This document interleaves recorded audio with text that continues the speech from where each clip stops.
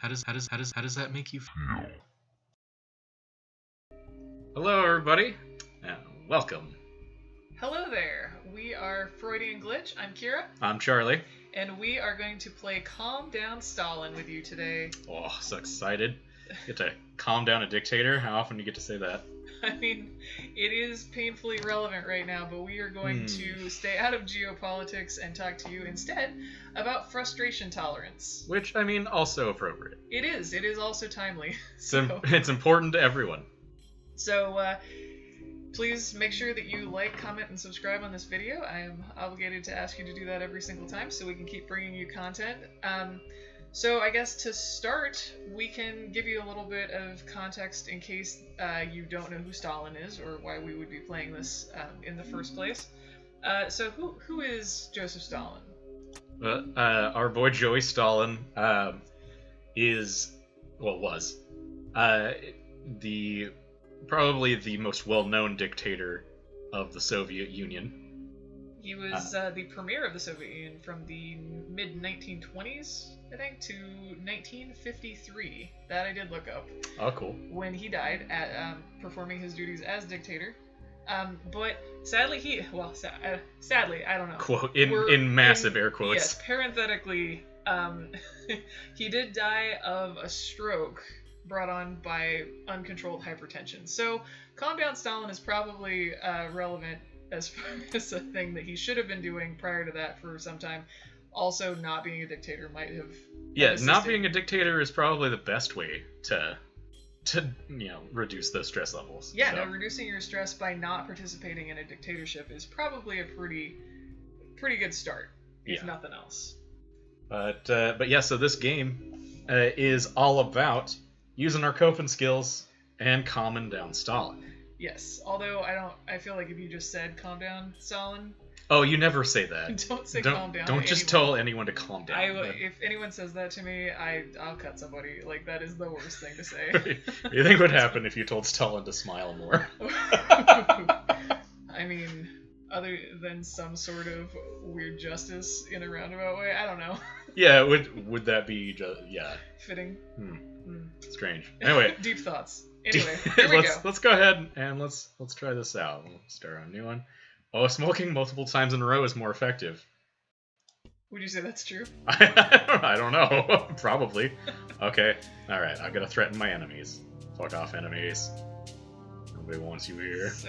I'll do it. You know, it takes a lot of energy and focus, sheer drive, force of will to hold your button over a button, or hold your finger over a button. But I can also. Oh, okay. A little smoke. A little smoke. No, you want it. You want it. There you go. Yeah, you want it. So the whole point of this game is. Oh, almost pressed it. Okay. Almost pressed that button. The whole point of the game is to manage Stalin's day as a dictator, both preventing enemy invasion and calming his nerves by doing a number of tasks like smoking for stress relief. Yeah. So what we're going to talk about is frustration tolerance in relation to, you completed the level. Heck yeah. I got less tired for some reason. That was it's a good warm-up. Yeah, that is a good warm-up. So what is frustration tolerance? Let's talk about what that is. Frustration tolerance is actually a skill or capacity to manage frustration, which is the emotional arousal that occurs when you are either kept from performing some sort of goal-driven behavior, or it's delayed for some reason. So this is also, frustration occurs with delayed gratification and a number of other things.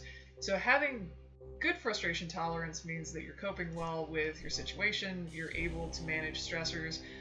Low frustration tolerance, probably ought to answer that. Yep, yep, yep, no, I'm multitasking. Excellent.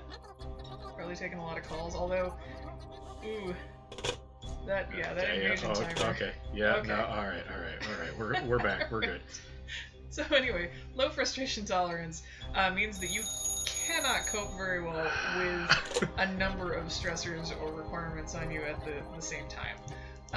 or at all. In fact, children notoriously have very low frustration tolerance to start, and then that builds on itself over time. So even those with very low or poor frustration tolerances can improve that skill or capacity with work. Yep. So even Stalin. Even Stalin. God, I am trying to threaten people. Here. No. Uh-huh. Uh-huh. Oh, yep. You really gotta... Yeah, no, that's one of those where like they're talking too loud. you like hold it away from your face, and you're like, yeah, you're not listening. Stalin doesn't care about the content of your phone calls. So, someone is desperately trying to reach Stalin about his extended vehicle warranty. Oh, lamps cause stress when flickering, but you can hit it to fix it. Oof. So yeah, annoyances will contribute to some of the things that cause stress that decrease frustration tolerance in certain situations. Well, and a lot of stress and frustration type things are cumulative, so small things add up over time. Yes. If you have to deal with them. That's kind of the point of this whole game, is to add to all of those things. Let's see. A is progress. That was too dark. Or new bright lamp. They should hope it works good. Oof. They should. Yeah. Let's see. Do important state activities to improve integrity, and only do the least tiresome things to relax and reduce some stress. Okay, so I can actually take some me time. It's a great coping strategy. That is a good coping strategy, to take some time. I mean, if you can do it. It's the unfortunate thing with a lot of jobs, especially ones like, dictator. There's usually just not a whole lot of... Not a lot of self-care time. Not a lot of self-care time involved. And actually, self-care by itself does not increase frustration tolerance overall. So we can talk about some of the things that do. But why don't we go ahead and get into the next round of threatening people with the button. With the Lenin bust. Oh, I don't have the Lenin bust. I think you unlock this one, or the Lenin bust later, right? Probably, I don't know. Alright, so just another day and... Oh no! Oh, that was really close. You stop it. Hit the lamp. Hit the lamp. Are you serious? Really? What a terrible lamp. It's day one. Well, communism doesn't work very well. This communism's not working very well. I don't know what you were expecting. So I gotta pay people. Smoke. Alright. So you can see, as we add stressors to the situation, there is less frustration tolerance overall than if you had just one thing that was required of you. So things that affect frustration tolerance overall, the number of things that are required, the perceived importance of those tasks. So like keeping people from invading your country and threatening them with force. That seems pretty stressful, right? Super stressful. Perceived negative appraisal from other people if you don't perform in the way that you're expected to. That can increase frustration, which decreases frustration tolerance. Fatigue also. So if you're getting tired, that will... I seem to be doing pretty well on the tired. Yeah. Although it is interesting to note that like the first level actually reduced my tiredness. And like cortisol, which is the main stress chemical your body produces, can have initially some actual performance enhancing benefits, or in small doses. So there have been studies that show that not having enough stressful things in your life can actually be as bad as having too much stress. So. I feel like all of those things, though, are kind of a slippery slope, because similarly, tobacco and nicotine has been shown to have some effects that are beneficial in certain circumstances as far as performance is concerned. However, as Stalin found out eventually, they do contribute to hypertension and risk of stroke and other bad things. So, yeah, they're not... Moderation. Yeah. Most chemical coping strategies are not sustainable long term. To include the ones produced by your own body. Yep. Oh, lamp. Stop. Okay, they hung up. Okay. Okay, come on, guys. People are invading. I gotta threaten people. Oh, he like screams hello if I don't hold it close enough to my head. What? What? Hang up! Okay, thank you. Okay, alright. Wants to see if you're happy with your insurance policy. He's really concerned about my car's warranty. Okay, stop it. Alright. Yeah, whoa, almost Whoa. What happens if I do press the button? I wonder. Don't do it. Uh-huh. Yep. Alright, so This music has to be stressful too. yeah, that's... Just have an epic music on... I can't right now. Just John Williams on constantly. Uh-huh. Yeah, guys. I got stuff going on right now, okay?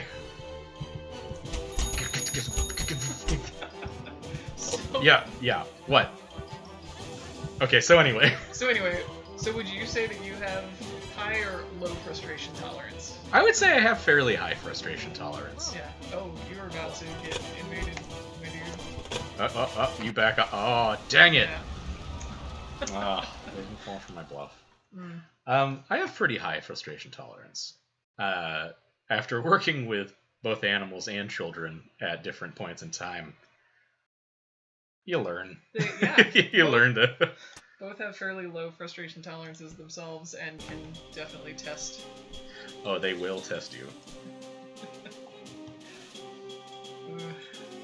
I believe I have fairly high frustration tolerance, except in specific situations. Oh yeah? Like, what is something that easily frustrates you? Time limited things. So if I'm late for something, or if I have to get something done on a schedule, and then other things happen that keep me from doing that thing, then I will flip out. So.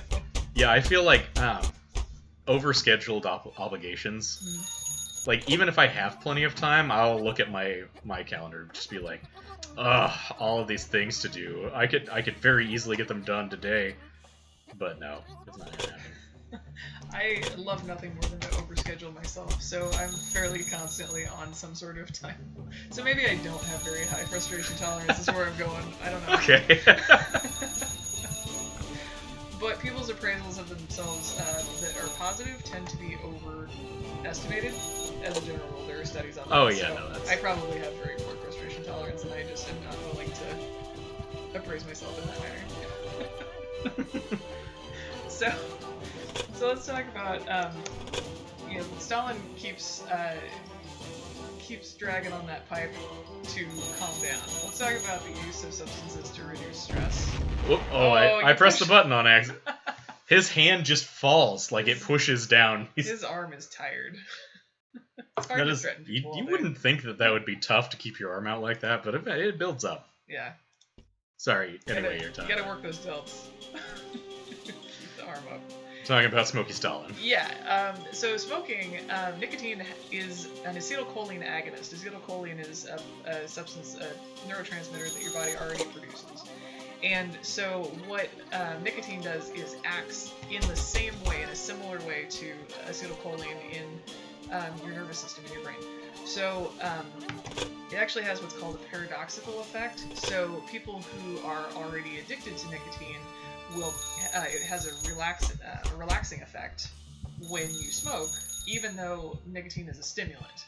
So it can be very calming for people because not only are they feeding kind of the need for nicotine itself, but you're also creating a chemical process in the brain that is similar to things that you already produce that are required for a number of processes. So, fun facts. Always fun facts, yeah. So that's why smokers tend to say that they need to go have a cigarette to calm down, but also will have a cigarette to wake up. Ah, come on! I pressed the button. Oh no! Hit the light. Okay, yeah. So that's pretty interesting. Yeah. And then. Then alcohol as well. Stalin eventually will probably call for some vodka, right? Because that's kind I think that we jam. played through this a little bit before this, but So in addition to smoking and drinking, which smoking and drinking often go together even for social smokers and drinkers, Yep. you have fewer inhibitions with the alcohol, and it has a sedative effect. Unlike this lamp. Yeah, that lamp is not cool. The lamp is not. Yeah. Don't know what to hit. What? Yeah. Can't talk, I'm beating this lamp. This lamp is... Somebody's getting executed. Are you serious? No. Don't touch the button. People are invading. Yeah. I have to button for a minute. You guys need to just calm down. But his hand is shaky. So just like caffeine, nicotine provides a very brief stimulant effect. He's so close to He's so close. He's ready. He's on the edge. Oh no. Oh! That actually gets really genuinely hard.